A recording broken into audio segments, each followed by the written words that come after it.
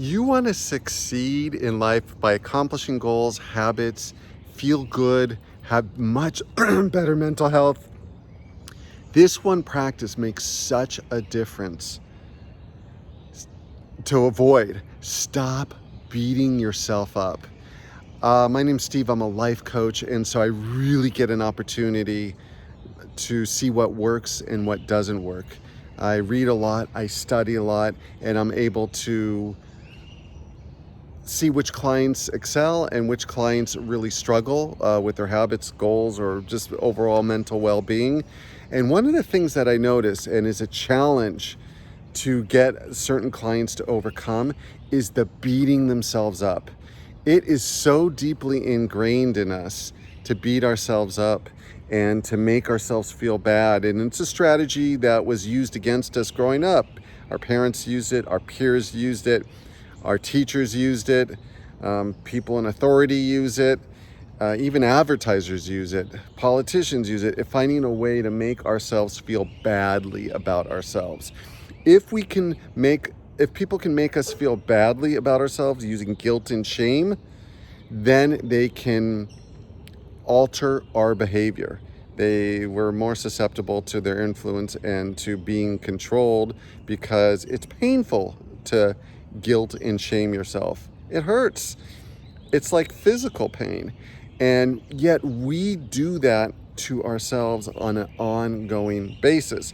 And some of my clients really struggle with this, and they don't want to let it go. So if they engage in their addiction, they spend too much time on the internet, or they have a drink and they're struggling with alcohol, or struggling with smoking, or struggling with shopping, and then they struggle with eating poorly, and then they go off their diet, or if they go off just their normal diet plan, or they waste time on the internet, then they didn't get their goals accomplished, then they start that self-critic, that inner critic starts to kick in, and it starts to attack them. And it goes on the offensive. It starts to attack them, and it beats them down. And because it was a strategy that was used against us growing up, we think, oh, it's an effective strategy to use against ourselves. And without realizing that we didn't do the things that people wanted us, like, if our parents made us feel guilty or beat us up, not literally, but like verbally, you got to do your homework. Why aren't you doing your homework? Don't be lazy, get your homework done. Or we'd get in trouble if we didn't get good grades.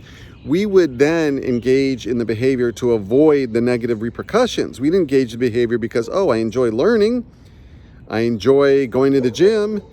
No, I don't want to feel guilty and crappy about myself. And so you're using negative motivation.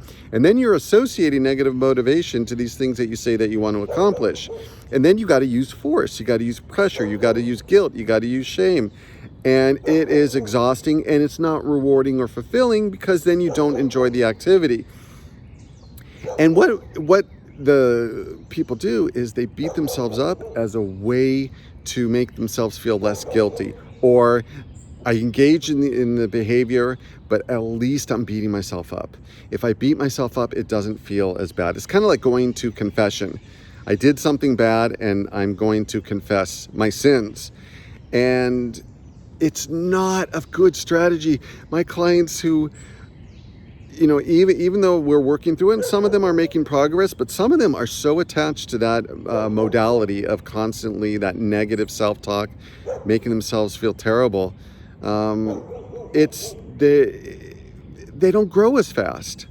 They don't make as much progress. And that's one thing as a life coach that I really help clients do, is to be gentle and compassionate with themselves, to change the way that they talk to themselves, to look at failure, or if you get off track, to look at it as a victory, in the sense as it can be a positive thing, in the sense that there's a lot of data on what you can improve, what you can learn, how you can grow from the challenges that you had and where you got off track.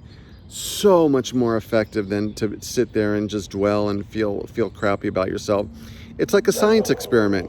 When you struggle with addictive behavior, or when you struggle and you procrastinate, or you didn't get things done, learn from it And so, for example, one of the things that I really work on with clients is focus on your environment. Don't rely on willpower. Willpower is diminishing return. The more you use it, the weaker it gets.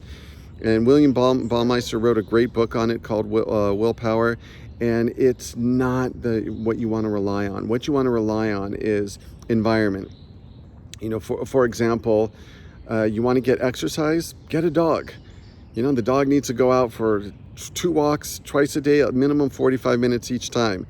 That's going to be great exercise. You want to get exercise? Get rid of your car. Get a bicycle or something, you know, something else, or just walk everywhere. And you want to remove your temptation to go on the internet? Install really strict internet software blocking apps that will not make it accessible, because it's easy to have willpower. It's easy to be disciplined when your energy, your mood, you're feeling good. But the moment you get bad sleep, the moment you have excess stress, you have a lot of work, you're tired, your willpower is not, you can't rely on it. It's not going to work. And so your environment, you want an environment that supports the things that you want to do. And that's what you want to learn is like, okay, I messed up on my diet. You know, not that diets work, but I'm eating healthy. I fell off the wagon and I started eating, you know, you start eating chocolate cake or cookies or chips, and instead of beating yourself up, go, what can I learn from this? Well, what you can learn is don't change your environment. Don't keep junk food in your house. It's just as simple as that. If you do want to have, you know, the piece of chocolate or the chips, make sure you have to put some effort, and there's some obstacles in the way. You have to go out, either go in your car, go for a walk, and you have to make it a little bit more difficult and more challenging. And only buy a small packet. You know, you don't bring it home. And if you have that environmental change, you don't have to then beat yourself up when you fail or when you struggle. And we're all going to fail. We're all going to struggle.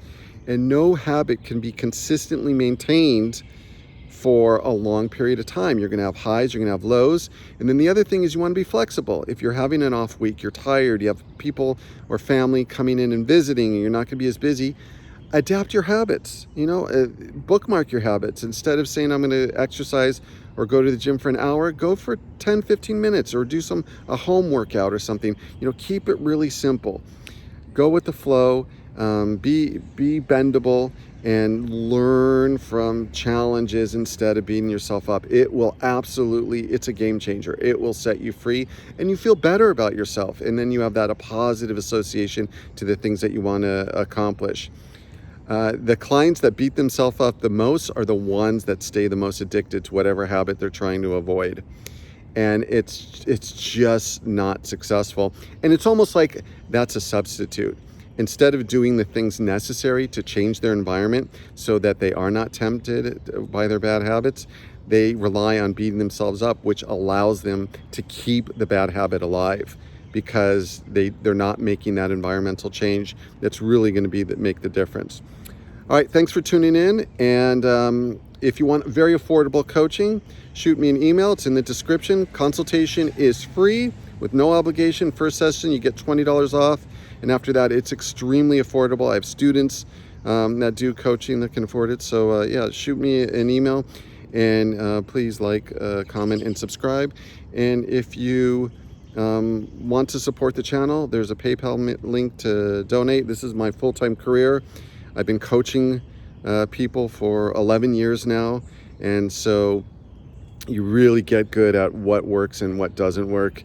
And it's something that I really am passionate about, and learning what is the most effective, because a lot of the stuff that you see on YouTube with the motivational speakers or inspirational speakers or the things you read in the books does more harm than good.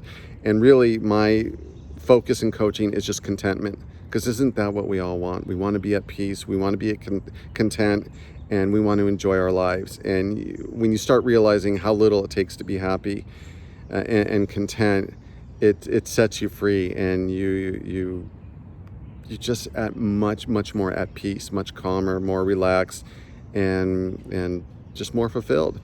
So until next time, thanks for watching. Bye-bye.